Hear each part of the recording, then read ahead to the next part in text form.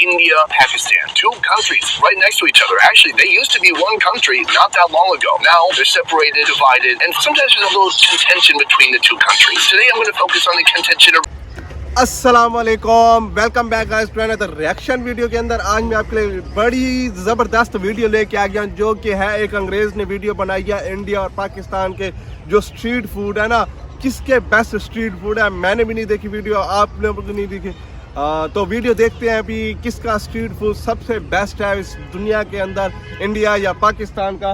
चले देखते हैं, चले देखते हैं। I've got my bread. Let's get in there.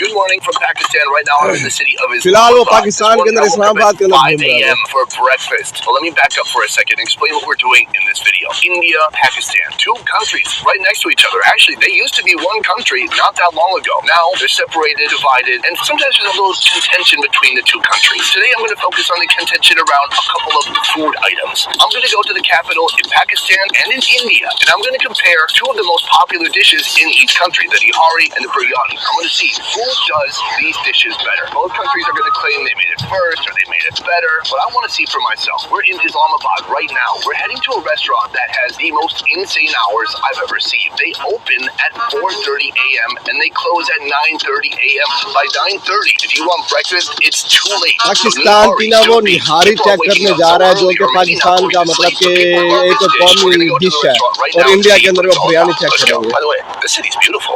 The city is the urban version of Hunza. I mean, like, it's very peaceful.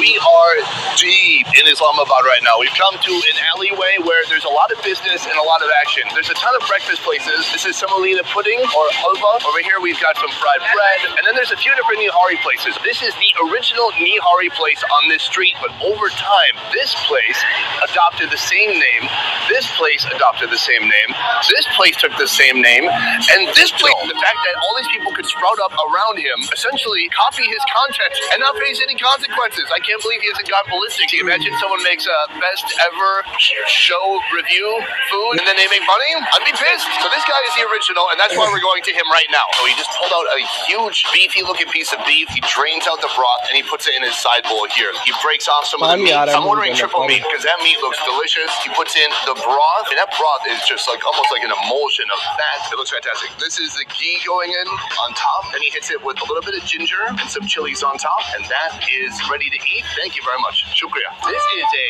heavy breakfast. It's very interesting to come to different countries and see what they like to eat early in the morning. Where I come from, usually eggs and toast or something on the sweet side. Take a look at this here. There's literally a pool on top of oil, big beef chunks inside, plus the broth underneath that. On this side, we have bread. The bread's still a little bit warm. I'm going to break the bread and dip that in. This is going to give me my first insight into the nihari. Okay, there it is. It is covered in oil, super rich. Every drip is 10 calories. 10 calories, 20 calories, 30 calories. Let's try this out. So rich, but so good. Beefy, spicy. It's killing the back of my throat. That's why I need some of this lassi. Balance. That broth, it's like an emulsion of all these little bits that come off of the bones, the meat. It's created its own unique kind of thick, milky broth. Here, the meat. I love picking up the beef because it just breaks apart immediately like a Pakistani brisket. It's so tender, so soft. Before it gets to your mouth, it breaks apart in your hands. Nobody would ever get a piece this big, but I must. To me, this is the ideal bite right here. A little bit of ginger, a little bit of chili. Let's go for my first insight into the nihari.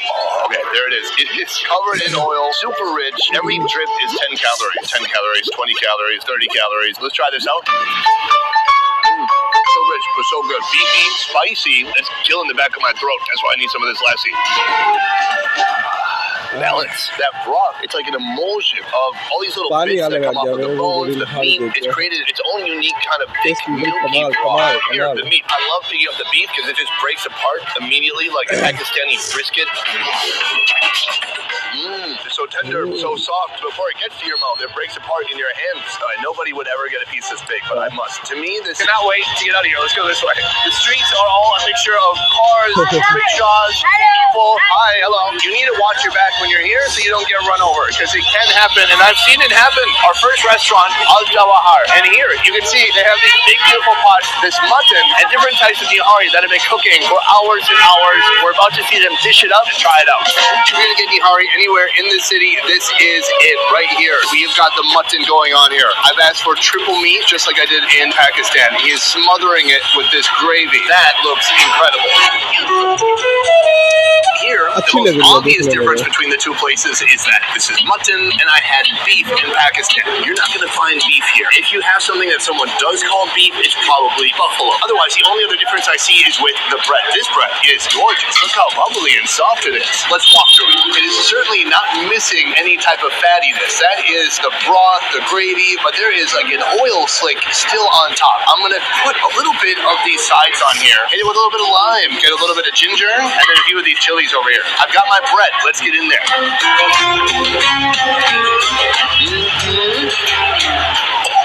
Oh, it's so spicy. But I like it. I'm sweating, man. Last time I woke up at 5 a.m. in Pakistan to try this. Right now it's midday. So here evidently it's not just for breakfast. It is for all times of the day. It is extremely rich. It has a very curry-like flavor with tons and tons of spices.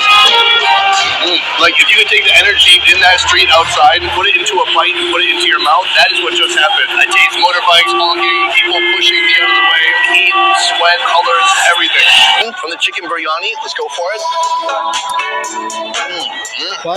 Super soft, tender, fall off the bone, juicy. Dare I say succulent. It's absorbed all the seasonings that are in that rice. This is a beautiful creation. I see oil on the bottom. I see this long basmati rice, and then just big old chunks of buffalo strewn about inside. Could I please sit? One plate. We've got the plate here. He tops this on just a gigantic portion. Okay, good.